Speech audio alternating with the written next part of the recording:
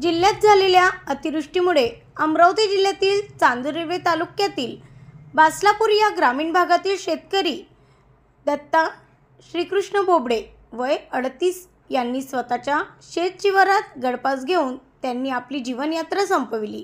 त्यांच्याकडे स्वतःचे 2 एकर शेत असून आणि काही 17 एकर शेती मक्त्यांनी केली असता शेती पिकाचं अतोनात नुकसान झाले असून हा शेतकरी हवालदिल झाला आहे।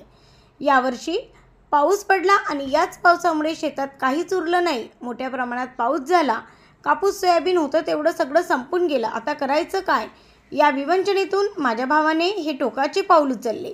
मला सतत म्हणायचे, आता हे मी कर्ज कसे फेडू। मी त्यांना अनेक वेळा सांगायचो कर्ज फिटत राहील, मात्र तुम्ही शांत राहा। मात्र त्यांनी जे करायचं नव्हतं तीच गोष्ट केली। त्यामुळे आता सरकारने या सर्व गोष्टीकडे गांभीर्याने लक्ष दिलं पाहिजे, अशी माहिती मृतक दत्ता बोबडे यांचा चुलत भाऊ गजानन बोबडे यांनी दिली। ब्युरो रिपोर्ट एमबी न्यूज, महाराष्ट्रातील बातमीपत्र, चांदूर रेल्वे अमरावती। तो माझा काय नाव आहे तुमचं?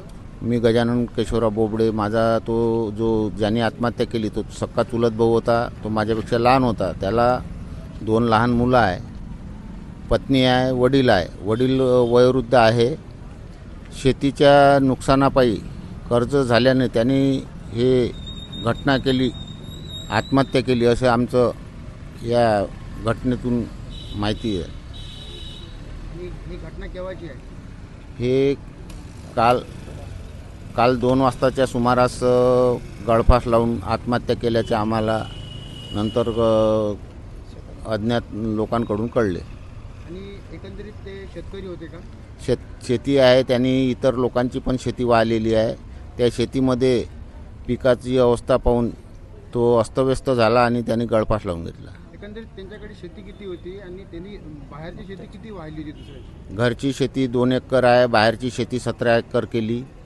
बाहेरगावला सुद्धा शेती केली। त्या शेतीमध्ये उत्पन्न त्याला कोणत्याच प्रकारचं घरी येताना दिसत नाही, अशा पद्धतीचं त्याचं बरेच दिवसापासून सांगत होता। कारण या पावसामुळं त्या पिकाची अवस्था म्हणजे 4 पैसे वसूल होईन अशी त्याला दिसून येत नसल्यामुळे तो काळजीत असा पडला की लोकांचं कर्ज जे आहे ते कर्ज कशामुळे फेडायचं।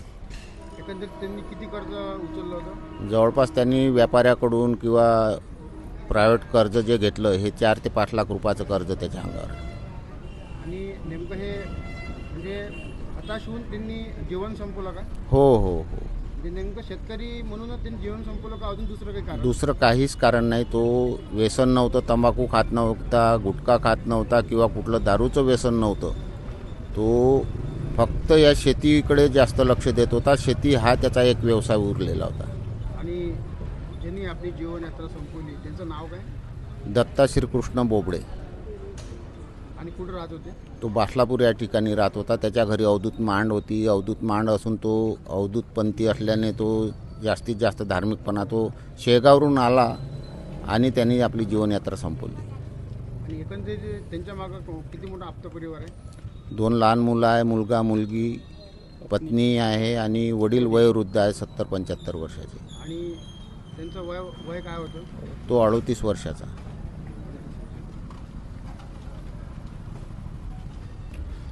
त्यांनी मला 1-2 वेळ सांगितलं की बाहेर ठिकाणी शेती केली 17-18 एकर। सतत पाऊस चालू असल्यामुळं सोयाबीन पूर्ण पावसात त्याचं पूर्णतः बेकाम झालं आणि लोकांचं कर्ज कसं फेडू भाऊ दादा, हे शब्द तो वारंवार वापरत होता। मी म्हटलं कोण्याही माध्यमातून आपण फेडू कर्ज, पण जाऊ दे, झालं नुकसान। सततच्या पावसामुळं पूर्णतः तो डबघाईस आला।